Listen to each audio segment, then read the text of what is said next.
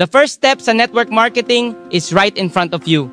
Yes, your family and friends mismo, hindi mo na kailangang lumayo. Ito ang tinatawag na warm market approach. Pero ito ang mistake ng iba, pinipilit agad ang kamag-anak. Mali po yun. The key is sharing, not selling.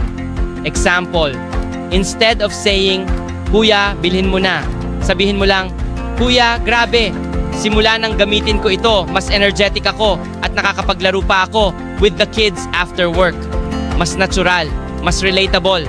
Kapag ramdam nilang genuine ang experience mo, doon sila nagiging curious. Hindi dahil pinilit mo, kundi dahil nakita nila mismo ang resulta sa'yo. Kaya kung gusto mong magsimula, start with your warm market.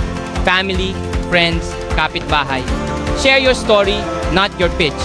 Sa network marketing, trust ang puhunan. Kapag may tiwala, may negosyo.